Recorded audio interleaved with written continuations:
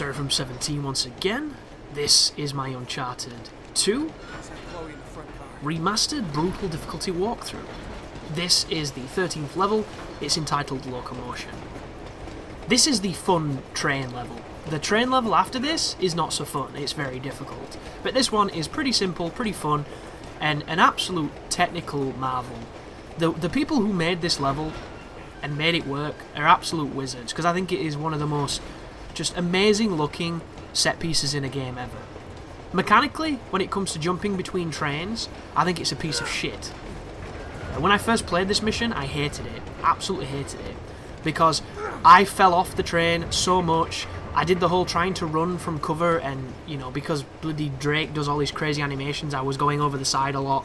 I was jumping to the next train car and it wouldn't grab it and I'd fall and die, and the checkpoints weren't great, so I had a really miserable experience on my first encounter with this train, and it made me really think that the level was a piece of shit and that the game wasn't very good. It all just exacerbated into this really, really bad place.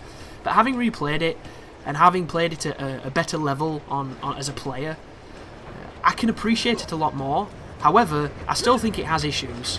Like, I think when you get to the edge, they should have covered the jumps so that you can't fall. Like, I don't see the point in doing a really tough shootout and then jumping between trains and then Drake doesn't grab the ledge and you fall. Like, so many moments where I just wonder, like, why does it design this way? And as much as I'm glad it doesn't, you know, just cutscene jump across or quick time event jump across, it's really frustrating when, you know, you feel like your jump was fine and it wasn't, and the game's just like dead. There's also a guy here that you can't. There's no point stealth killing that last dude, because if you do, the guy who jumps through the window and the cutscene will kill you while you're in the scuffle with him. So this guy's a mandatory encounter. It's kind of annoying, so I'm going to try my best to Indiana Jones him, but it's not working, because if you don't know, the melee attacks are vacuumous, which is probably not a word, but they suck you into it. And it's one of those things where you can't do out once they suck you in, because you're kind of in it. It's a little bit like professional wrestling. You're two big muscled ballerinas and you're following a script that you've come up together with, and there's nothing you can do. But this level's really fun. The one that follows it is really tough for all the wrong reasons.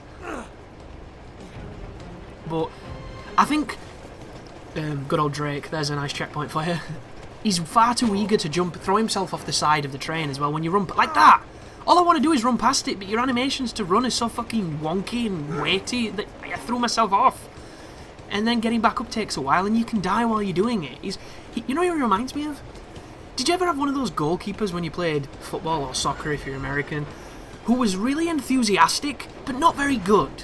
So he'd throw himself around and dive like a psychopath, but he'd never saved the damn ball. And you're just like, dude, why are you a keeper? You suck dick. You're bad at it. You just... You know, you make it look really good, but you're actually not very good at all. That should have been a double headshot, bitches. But if I were to take that shot again, I would have shot the guy on the turret, because he's the person who's actually a threat here. But this level, it's so cool, dude. It's such a great idea, and it's one of those moments where I wish it was the train level that was as long as the monastery, instead of the monastery being the super long level. However, you know, can we get him? Can we get him? Yeah, we can. That's a tricky shot, but it's just because of the inertia of the train. Also, this is not safe cover. I don't know why I'm stood here this long anyway. It feels really unsafe. But maybe it was safer than it looked. So, jump across to the trains. Always go into cover just in case there's somebody being sneaky, because the worst thing in the world is thinking it's clear when it's not, and getting bummed. But swap out your weapons, get a nice fresh salve of death dealing. Ooh, M4. I love me some M4. But the sniper rifle is literally too good. Such an empowering weapon. If you can carry a sniper rifle for most of this game, you're going to be laughing. But this is where the roof things are going to turn up, so be careful of these. There's only one of them that's going to catch you out, and it does it to me. It's after the helicopter, because you're in a rush to get up the thing so the helicopter doesn't shoot you, and there's a scripted one that sweeps it just as you get to the top, and if you get hit by it, luckily enough the game checkpoints you just before you climbed up and got hit, but it's still pretty embarrassing. And it's happened to me twice now. Because I just forget. I always forget. So the tank right there is foreshadowing, I think, to the tank in the Tibetan village later on. So it's pretty cool that they did that. However, it'd be even cooler if you could destroy it here and it never turned up on that level.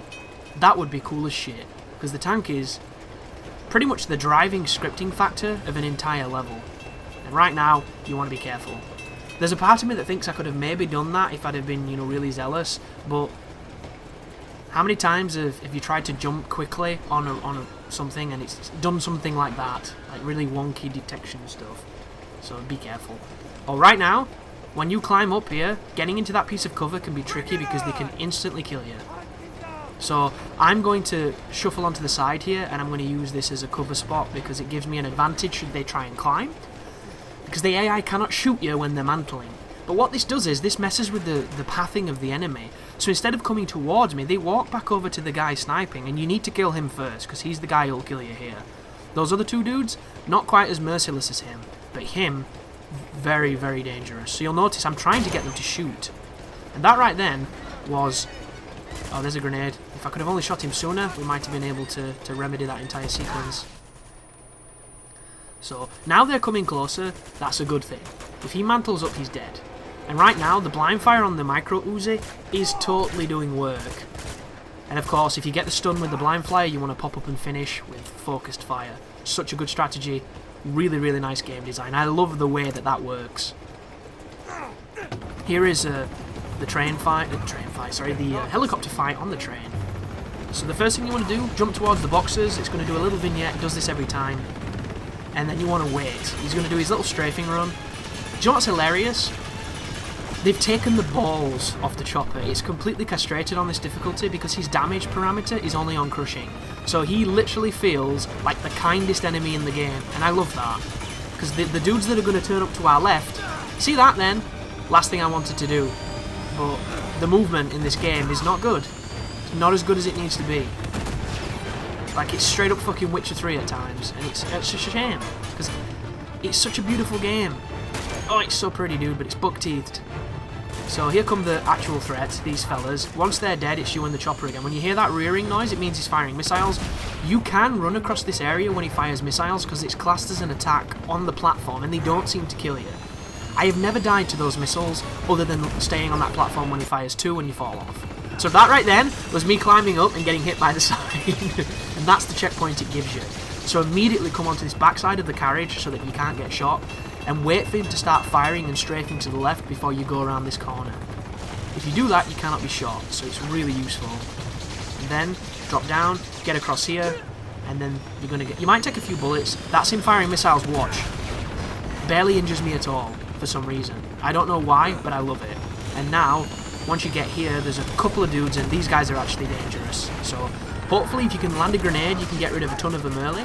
Bit of blind firing with the micro Uzi finishes off Mr. Balaclava, and then there's just that guy in the back there. Once those two dudes are dead, and that's exactly what that just did, we can feel free to run, jump in there, pick up the rocket launcher, and then get rid of this entire fight. So, that was a really simple section. And, you know, it could have been needlessly difficult and annoying, but it worked really well. I think that's a great boss fight in a game that has some really shitty boss fights. And there's a shit one coming up against the... Is it Lieutenant Gaza, I think he's called? He's the dude who has your Aztec dagger thing, and he can take 1,000,000 headshots. It's just silly. It's really silly. I just... Give him a helmet, at least. Give him a crazy ballistic face mask. Give him something that would, you know, a welder's helmet, a dustbin on his head, anything. Don't let me shoot him in the face and see my bullets hit his face and watch him smile through them. It's demasculating, if that's a word. It makes me feel less of a man, damn it. But thank you for watching. The next level is very tricky. You take care now.